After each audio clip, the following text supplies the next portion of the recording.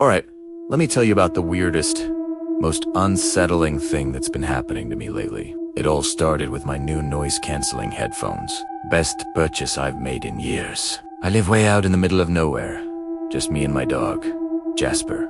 In this old single-story house my grandfather built, the silence out here is deafening, you know. So, having music or a podcast to fill the void is a lifesaver. Everything was great for the first week. Then one evening, I was washing dishes, listening to some true crime podcast. When the audio just cut out, I tapped the side of the headphones, thinking maybe I'd accidentally paused them. Nothing. I pulled out my phone to check the connection. The Bluetooth settings showed my headphones were connected, but not to my phone. They were connected to a device named Bedroom 402. I just stared at it. Bedroom 402. My house has 3 bedrooms, none of them numbered. And 402. This is a single-story house. There's no 4th floor. There's no anything. I don't even live in an area with a 402 area code. It made 0 sense. I disconnected the device, reconnected to my phone, and chalked it up to some bizarre, one-off tech glitch. Maybe a satellite signal getting crossed or something. I don't know. I'm not a tech expert. I just wanted my podcast back. But it happened again the next night. And the night after that, every single time, around dusk, my headphones would disconnect from my phone and automatically pair with Bedroom 402. It was starting to get less like a glitch and more like a deliberate act. I started walking around my property with my phone, scanning for Bluetooth devices. My heart was pounding. Was someone out here? Squatting somewhere on my land, but the scan showed nothing. Just my own devices. No neighbors for at least 5 miles in any direction. Just dense woods and an old dirt road. So where was this signal coming from? The creepiest part was the name, Bedroom 402. It's so specific. It implies a larger building, like an apartment complex or a hotel.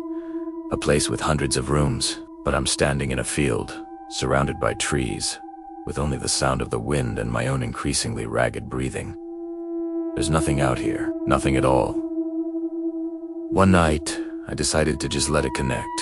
I put the headphones on, my hands trembling a little, and waited. The familiar chime sounded, indicating they'd paired. But this time, I didn't disconnect. I just sat there in my living room, in the dark, and listened.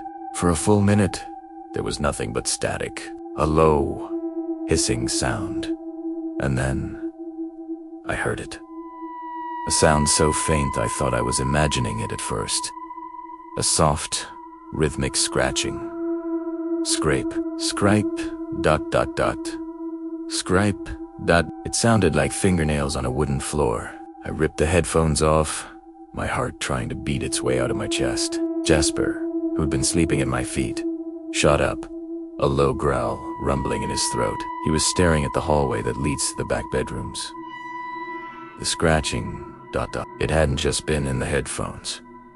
I'd heard it from down the hall, too. A faint echo of the sound from the device called Bedroom 402. That night, I didn't sleep. I locked all the doors, double-checked the windows, and sat on the couch with a baseball bat, with Jasper glued to my side, growling at every creak of the old house. Where was this coming from? The signal, the sound, it felt like it was inside the house. But how? I spent the next day turning the place upside down. I checked the attic, the crawl space under the house, every closet, every corner. I was looking for anything. A hidden device, a transmitter, some kind of prank, gadget left by the previous owners. Though that was just my family. I found nothing but dust and old memories. No hidden electronics, no secret rooms.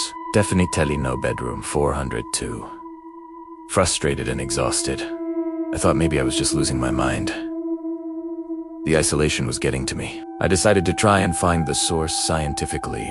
I bought a Bluetooth signal strength analyzer app for my phone. The idea was simple.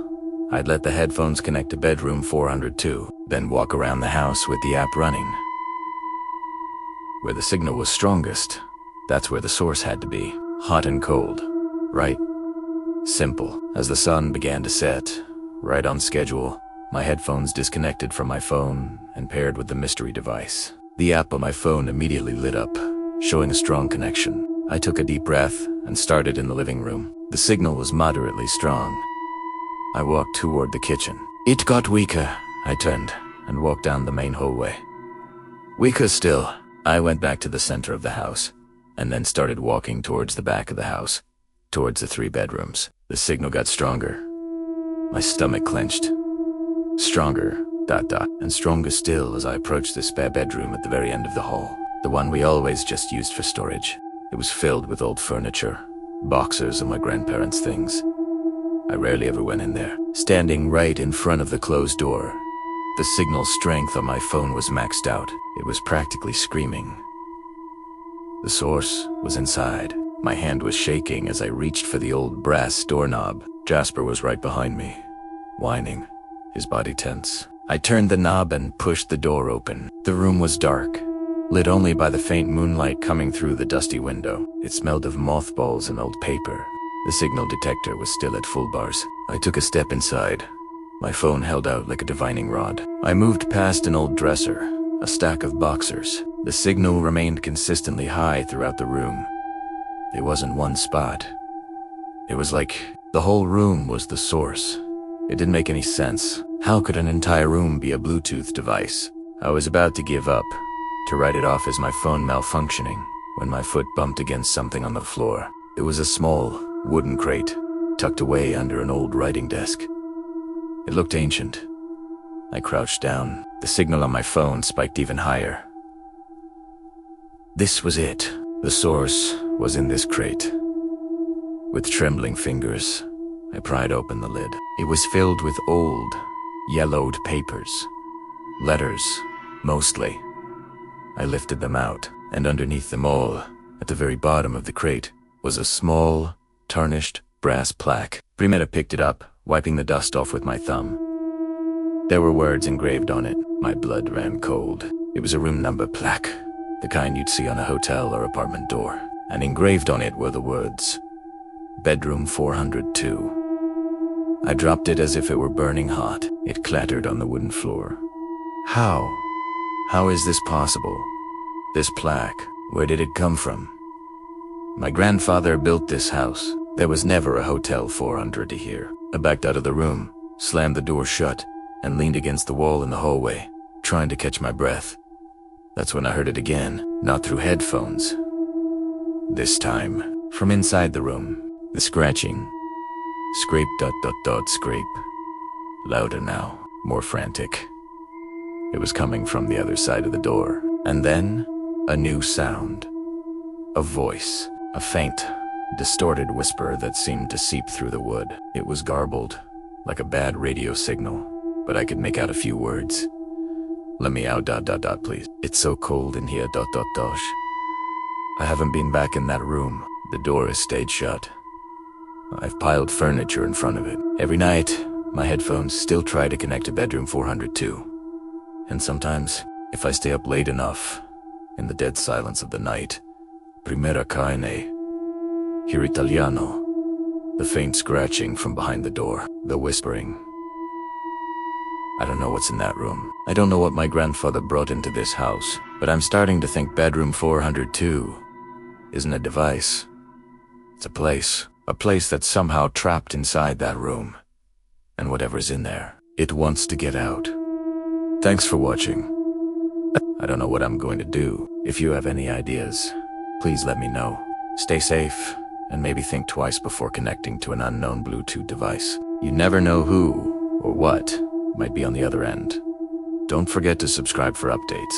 I'll let you know what happens next. If I'm still here,